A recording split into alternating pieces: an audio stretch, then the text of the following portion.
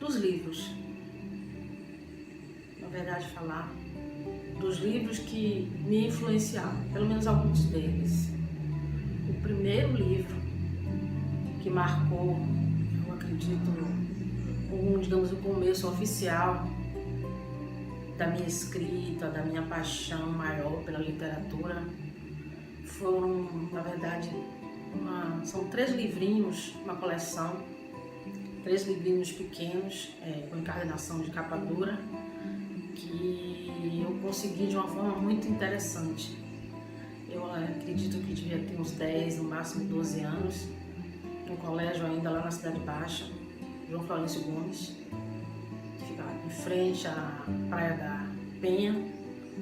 E naquela época existiam vendedores de enciclopédia, vendedores de livros que saíam às vezes de porta em porta ou passavam nas escolas. Quando eles passavam nas escolas, eles deixavam cartelas que talvez os jovens de hoje não conheçam, muito parecidas com os passes de ônibus como eles eram antigamente, pequenos pedacinhos picotados, e eles deixavam aquela cartela e voltavam, digamos, 10 dias depois, e os estudantes que conseguissem vender aquelas cartelas teriam direito a escolher um livro ou uma pequena coleção.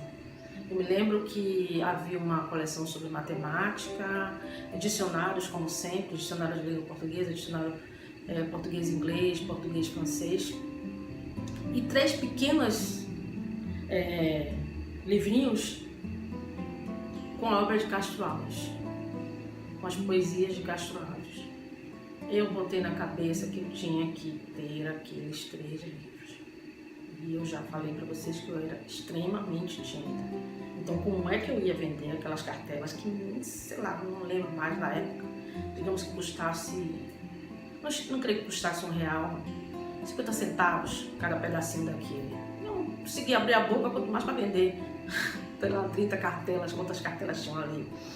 Eu me lembro que eu cheguei em casa e mostrei a meu pai. Meu pai, um vendedor de livros, trouxe essa cartela, disse que a gente tem que vender a cartela toda para ganhar uns livros que eles mostraram. E eu queria muito ganhar um livro de poesia de Castro Alves. Ele disse, deixa comigo. É assim que ele falava, deixa comigo. E aí levou essa cartela para o trabalho, disse que ia levar para os colegas. Levou uns dias e depois me veio com o dinheiro e eu consegui ganhar.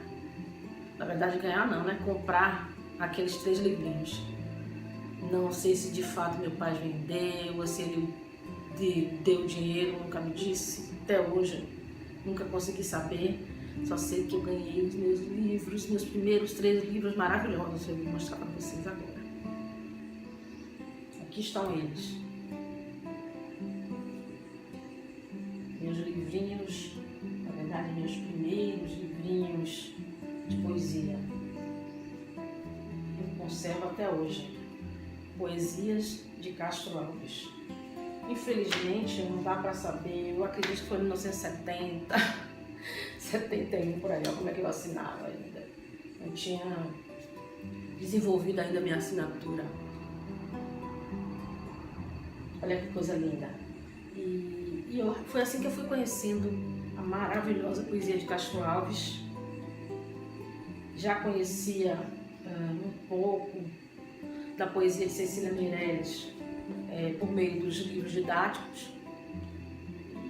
Me chamou a atenção, me encantou profundamente a poesia de Cecília.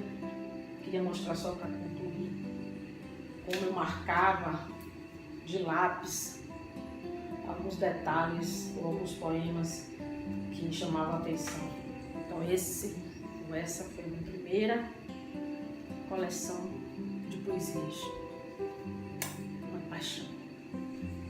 Um livro que eu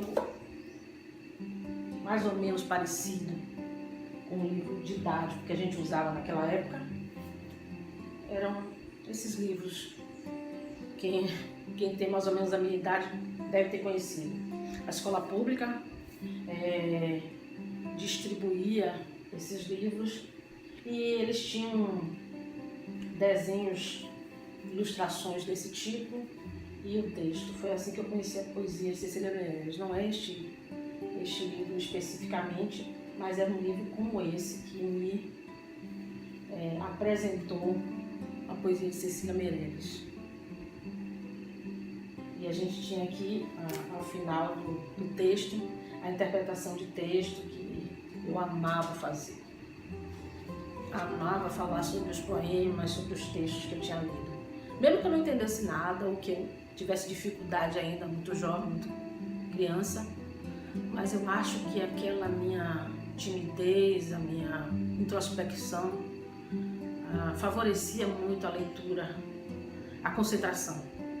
Acho que é essa a palavra, né? Facilitava muito a imersão nessas leituras. E depois, por isso que eu digo que Cecília Meirelles e Castro Alves são meus padrinhos literários. Agora eu vou mostrar um outro livro para vocês.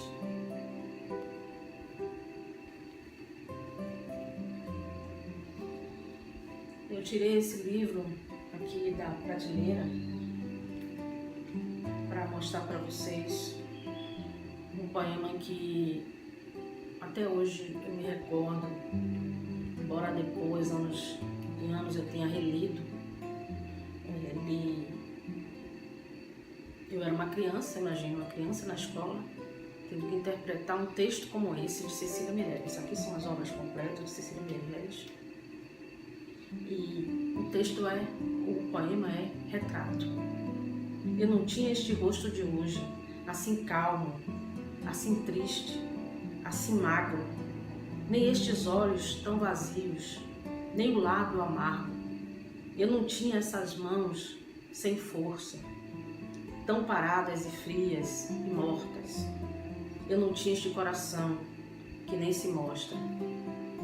Eu não sei, eu não dei por esta mudança, tão simples, tão certa, tão fácil.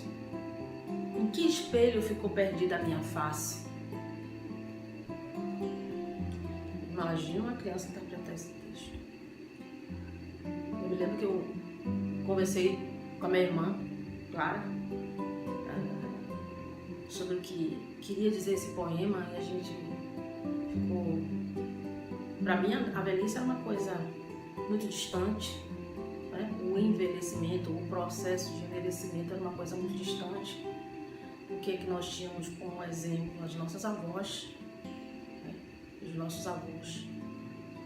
Hoje, depois que perdi meu pai, perdi minhas avós, minha mãe passa por um processo de doença muito séria, e hoje eu tenho certeza que eu teria muita facilidade de interpretar esse texto, mas imagine uma criança mergulhar no significado da finitude, que é um dos temas favoritos de Cecília Meirelles. Imaginem o que eu quero com isso, né? Eu quero que vocês imaginem a importância e o valor que um livro tem na nossa vida. O que ele representa para um futuro médio ou a longo prazo, como é o meu caso, né? Contei histórias do começo da minha infância e hoje eu já tenho, sem nenhuma vergonha, 56 anos de idade. Então a gente já consegue pensar o efeito que os livros tiveram na vida da gente. E eu outro dia fiquei pensando, por que eu ainda tenho uma biblioteca? Essa é uma parte dela que vocês estão vendo hoje, outro dia eu vou mostrar um outro lado e devagarinho a gente vai conhecendo. Por que eu tenho uma biblioteca? Uma época eu respondia que eu tinha uma biblioteca porque é uma forma de eu concretizar, né, todo o conhecimento que eu tinha adquirido, né, uma forma material, né, de representar todo o conhecimento que eu tinha adquirido na minha vida. Mas o tempo foi passando e eu continuei pensando sobre isso. E essa semana eu assisti um filme muito bom que eu recomendo, talvez alguns já tenham assistido, que se chama O Clube de Leitura da Torta de Batata, da Torta de Casca de Batata. É um filme muito bom, que fala de um grupo de pessoas que durante a ocupação nazista na Europa, durante a Segunda Guerra Mundial, sofrem todos os abusos, a invasão, e toda a comida é recolhida, os animais que eles tinham, era uma forma de conseguir sobreviver, são recolhidos e eles conseguem salvar um porco. E para matar esse porco e comer esse porco, eles organizam uma reunião. E para, digamos assim, mascarar a reunião, eles inventam um clube de leitura. E aí sai procurando livros aqui e ali, na verdade não são leitores, não têm nem conhecimento sobre as obras, mas resolvem juntar algumas obras uma noite e se reúnem.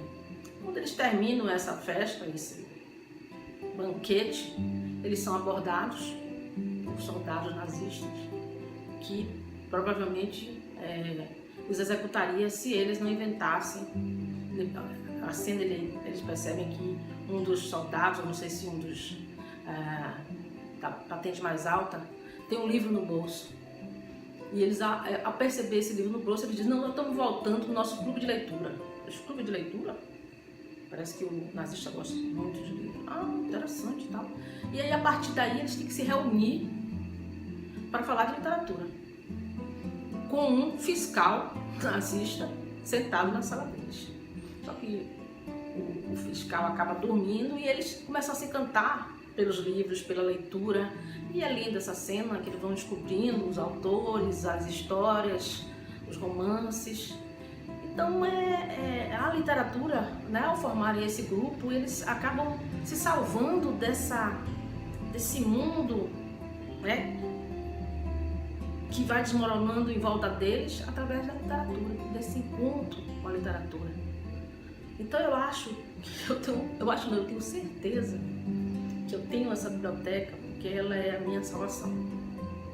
Quando as coisas não vão bem, quando eu não me sinto legal, quando eu preciso de apoio, quando eu preciso me desligar do mundo, é só correr aqui na minha biblioteca, pegar um livro. E aí eu me senti muito melhor, certamente. Então, mesmo com internet, mesmo com o celular, com o que a gente tem hoje de tecnologia, nada substitui a beleza e a riqueza que tem no livro. E aí eu queria terminar com uma frase que todo mundo já conhece, mas que tem um significado muito profundo, de Mário Quintana. Ele diz que os livros não mudam o mundo. Os livros mudam as pessoas. E as pessoas é que mudam o mundo. Tchau, gente. Até a próxima.